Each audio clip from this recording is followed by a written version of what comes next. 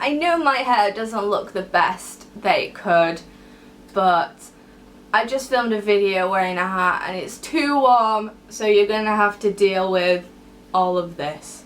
As you can tell by the title of this video, I'm going to be talking about Inherited by Freedom Matthews. I don't know if it'll show you the cover well enough on my Kindle. This was sent to me by the publisher in exchange for an honest review.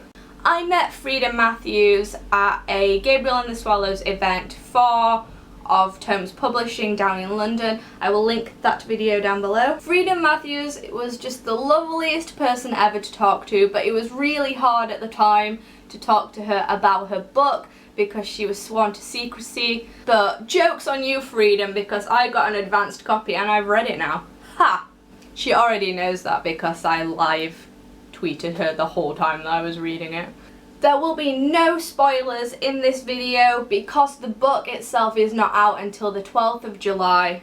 At the centre of this story is a curse called the Curse of the Eight, and this curse basically means that you are forbidden to love. If, for example, you fell in love and you told that particular person you loved them, they would die. The story starts with 5 of the 8 on this pirate ship called the Wilted Rose. This ship has the ability to steer itself where it needs to go. So this ship basically takes the people on board to the next heir, and so on and so forth until all of them are on the ship. The people known as the heirs, who are the people who are cursed, have a branding on their arm, which is how they are identified.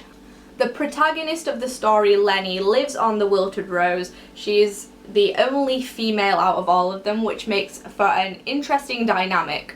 Their aim is to gather all of the 8 heirs to this curse and track down the sorceress who placed it on their parents and try to convince her to lift it, because the curse was originally placed on their parents, but their parents never got rid of it, so it got passed down onto the children.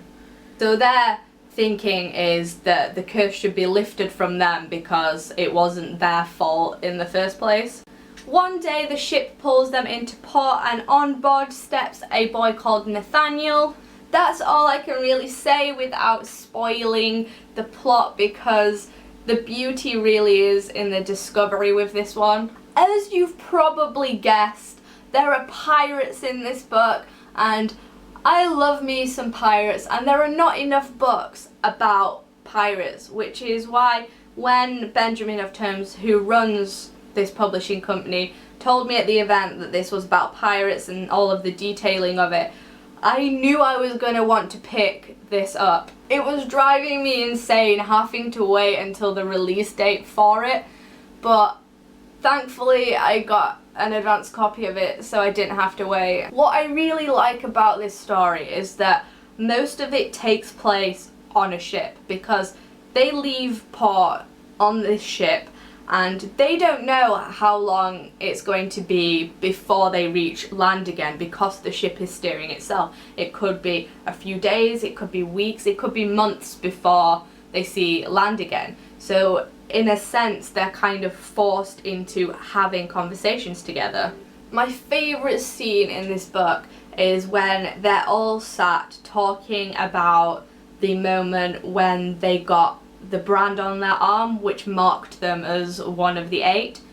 It just gave all of the characters a lot more depth to them, and you could sympathise with the characters. It just made them more real and believable and centered you a lot more in this world. My favourite character out of all of them is a particular witch that I can't go into much detail without spoiling it, but if Freedom is watching this, she knows who I'm talking about. She had to put up with like 3 days of me just constantly tweeting her about this book, so she knows exactly what I'm talking about. Now that I have read this, I can compare what I'd heard from Into the Forest, which is a prequel ebook to this. I didn't like it as much as I did this one, and I found out from Zena's review over at Zena Haley, I will link her down below, where she did a review of Inherited, I believe, and she talked about how there are little references that you pick up in this book that you wouldn't have done had you not read Into the Forest. Gone off. Oops. Oops. But I wouldn't say that it's completely necessary to read it. It's just good if you want to get more of the kind of fairy aspects of the world. This book was so damn good, and it's one of those books that I wish I could wipe my memory so that I could relive it again for the first time.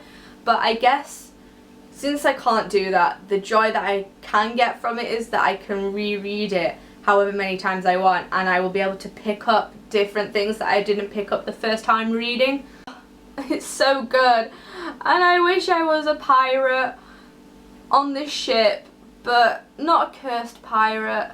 This book is out in ebook and physical form on July the 12th, and I believe it's available to pre-order now. I will try and find some links that I can put down below for you. That's all I really have to say for this video without spoiling anything. So I will see you soon for a new video. Bye!